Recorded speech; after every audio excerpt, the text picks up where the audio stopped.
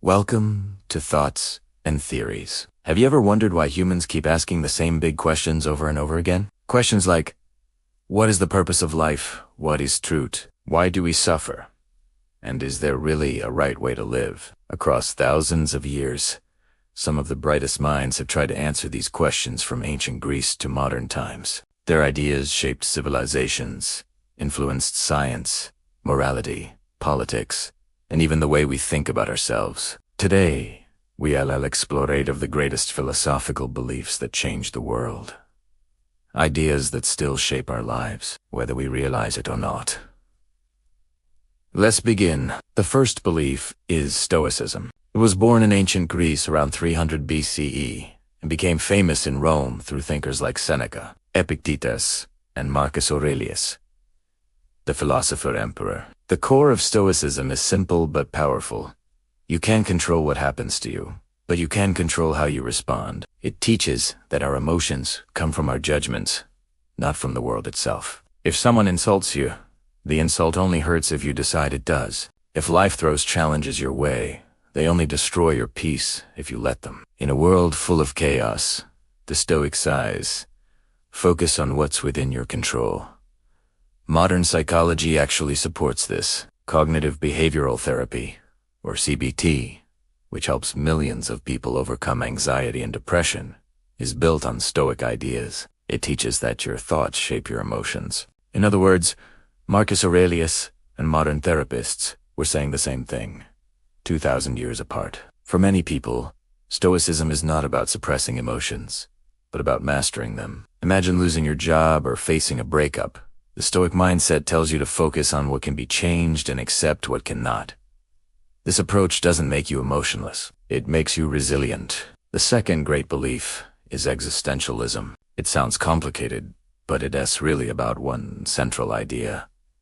Life has no inherent meaning. We create it ourselves. Thinkers like Jean-Paul Sartre, Albert Camus, and Friedrich Nietzsche believed that the universe doesn't come with instructions. There's no divine purpose written in the stars. We are thrown into existence first, and then we must decide who we are and what we stand for. That's both terrifying and liberating. For Sartre, freedom was a blessing and a curse. He said, we are condemned to be free, meaning we can't escape responsibility.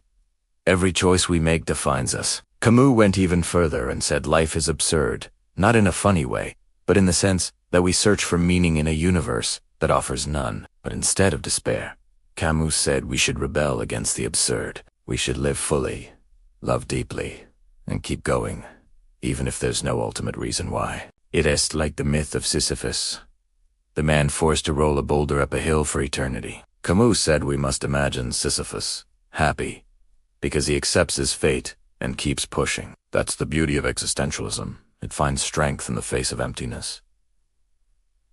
Many atheists connect deeply with this idea. If there's no divine plan, then meaning comes from us, from our actions, our art, our love, and the way we treat others. We build our own purpose, moment by moment. The third belief is Utilitarianism, the philosophy of the greatest. Good for the greatest number.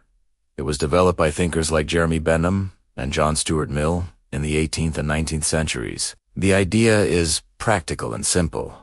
When making moral decisions, we should choose the action that produces the most happiness or reduces the most suffering for the most people. This philosophy has shaped modern democracy, human rights, and divine law. For example, public health policies or social welfare programs are often based on utilitarian thinking. It asks, what helps the most people? Not just what feels right to me. Of course, it's not perfect. Imagine a situation where sacrificing one person could save 5 others.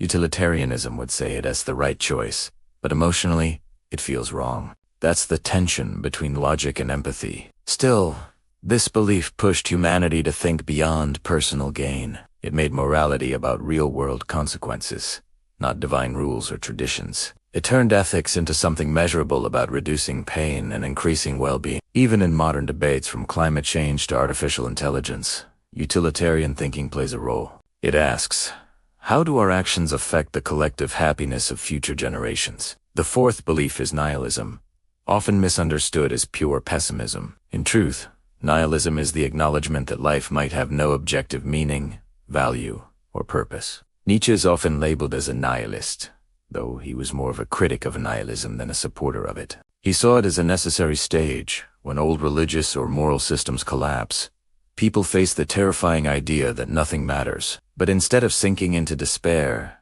Nietzsche said, we must go beyond it to create our own values and become what he called the overman or self-creator. Nihilism can actually be freeing. If the universe doesn't assign us meaning, we're free to invent it. If morality isn't written in the sky, we can build one that works for humanity, one based on compassion, reason, and experience. Many young people today resonate with nihilism when they look around and see hypocrisy, corruption, or meaninglessness in society. But the mature response I sentito chyba betestu recognize that meaning I senti given it's built. You can think of it as a blank canvas. Nothing is drawn for you, but that means you can paint whatever you want. The fifth belief is humanism. The idea that human beings, through reason, empathy, and cooperation, can shape a good life without the need for supernatural beliefs. Humanism emerged strongly during the Renaissance, when thinkers like Erasmus, and later, Enlightenment philosophers like Voltaire and Kant, argued that we should focus on human welfare, education, and progress. It shifted attention from divine salvation to human potential. In modern times, secular humanism became the backbone of many ethical movements. It values human rights, science, and compassion. It says we don't need divine authority to be moral. We can reason our way to kindness. Think about how far humanity has come when guided by this mindset. Vaccines, education, equality, democracy, all based on human effort and reason.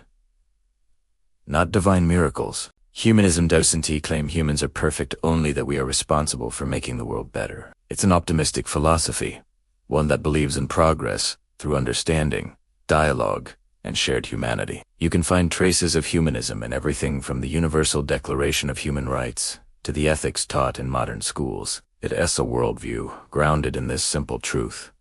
If there is no heaven to save us, then we must save each other.